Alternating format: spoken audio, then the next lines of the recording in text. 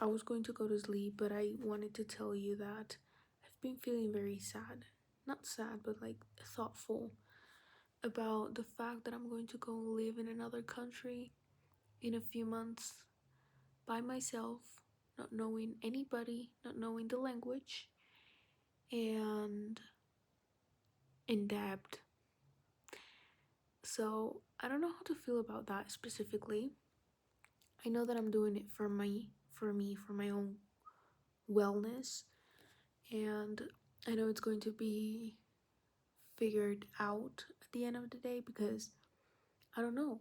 Life is calling me to do so, and I am choosing that path at the same time. So it's like I want that to myself. Like I want to feel uncomfortable enough to grow more.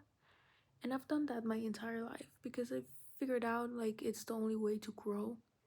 It's the only way to change and to actually fix that generational trauma of staying in the same place or staying where you don't belong.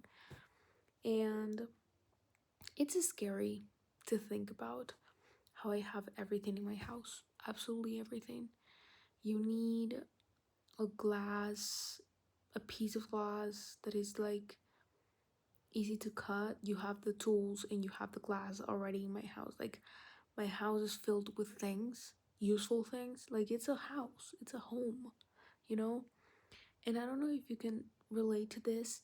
Like I feel I have everything here. And I'm choosing to go somewhere with probably just one or two bags, and that's it. So I'll have to fit everything that I think I will need in two bags, which is ridiculous to think about.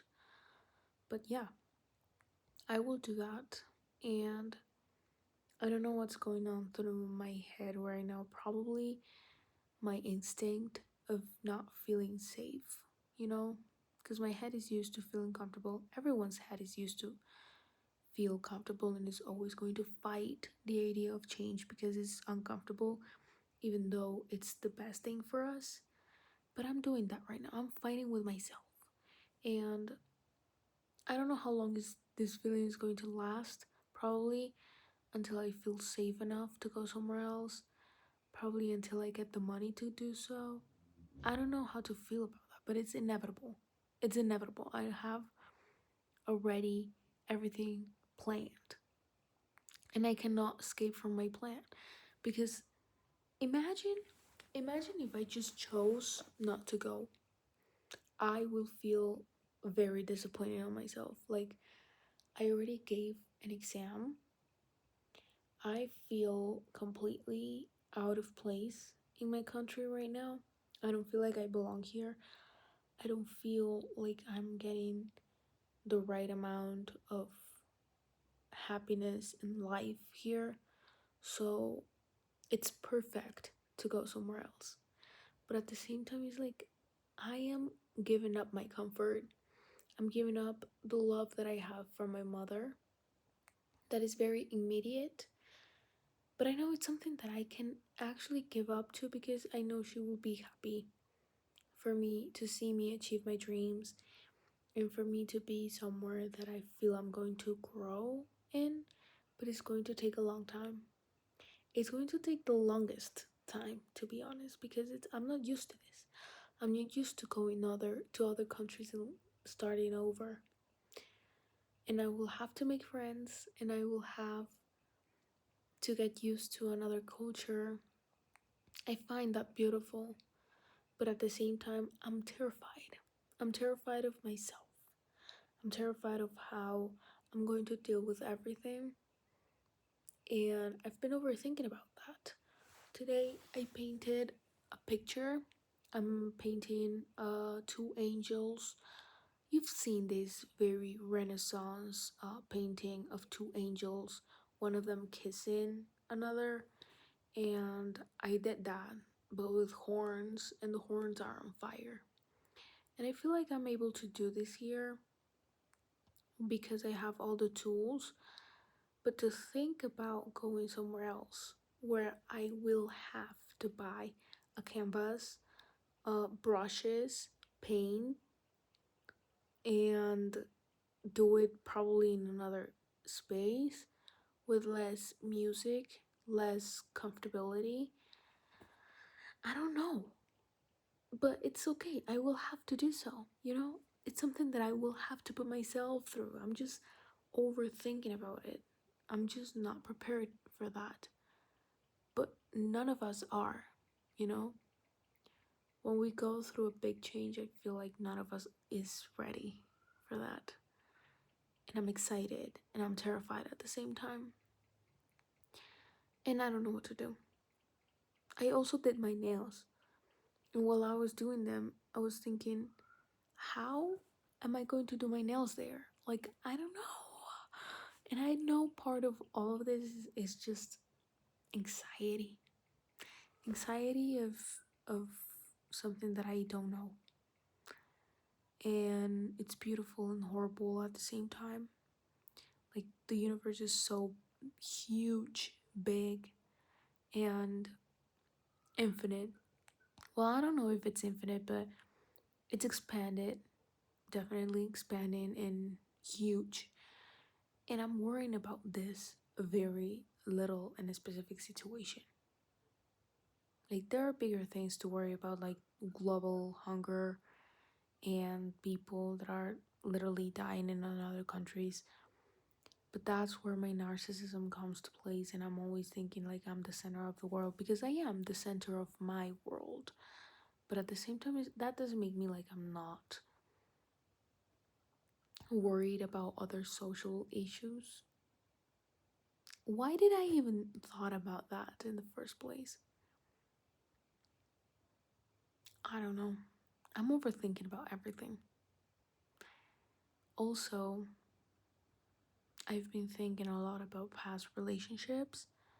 It's like, how am I going to find love in another country if I'm just starting over, basically? Have nothing figured out, have nothing. I literally have nothing, so I'll be free. Finally free, finally able to start from zero. I think there's nothing more, um, there's nothing more freely, free, there's nothing more freeing than having nothing, because you have no expectations, you have nothing to carry and nothing to look up to, basically.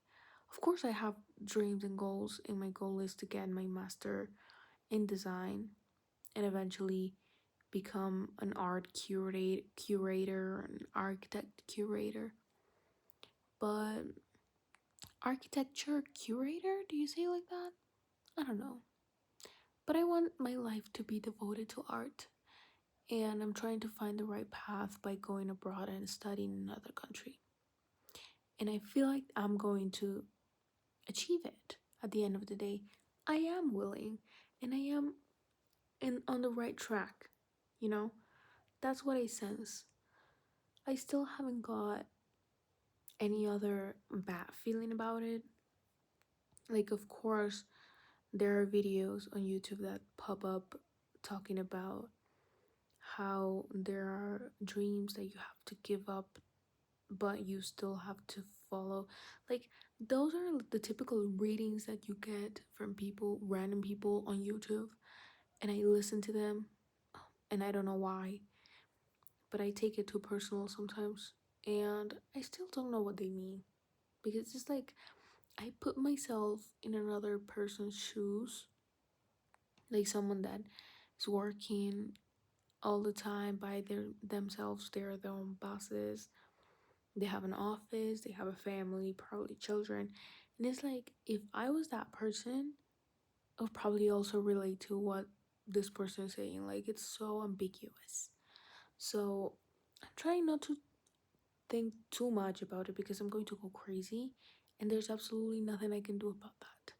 There is an inevitable future of change and just hyperfixation on my goals.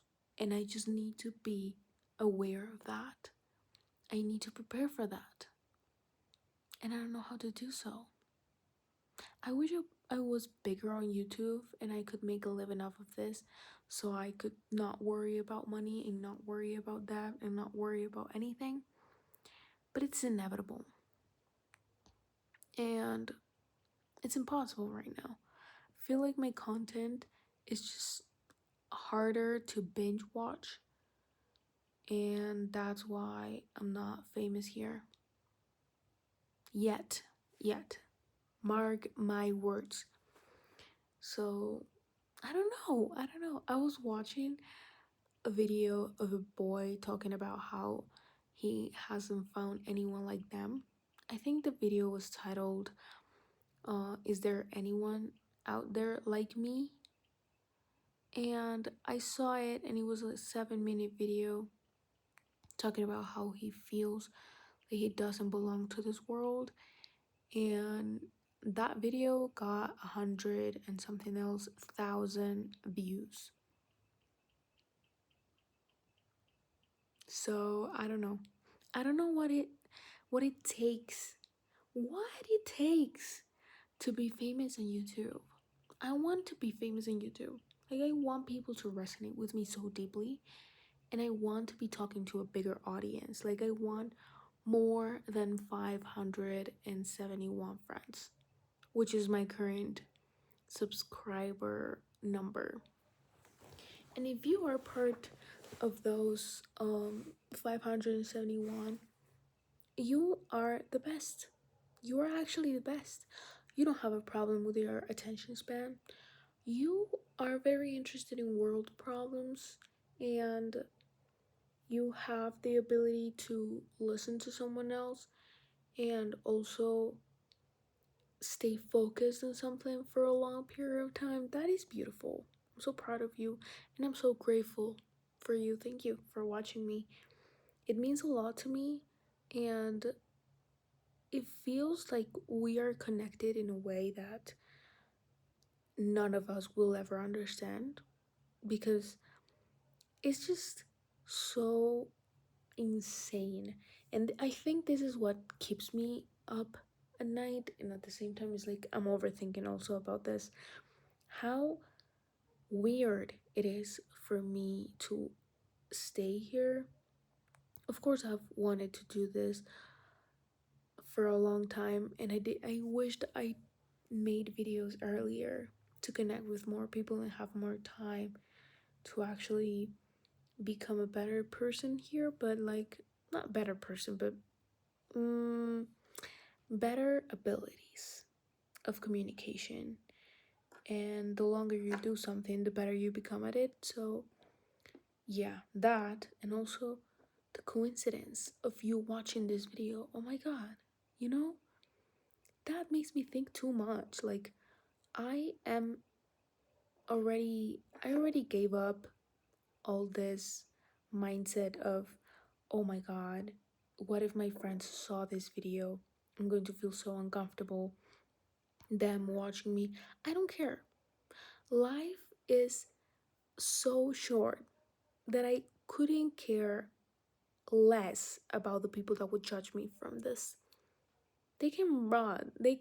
Don't they have anything else to do? Anything better to do? Like, I do this because it makes me feel better about a lot of things, and at the same time I love to romanticize and overthink and obsess. And what a better way to spend it by just talking about it instead of just thinking about it. So that is something that I feel very grateful to myself for putting myself out there. And I wish I have done this like on 2016 when I first had the idea of doing this. But yeah, I started 2 years ago, a year and a half ago, and I'm still very grateful for this.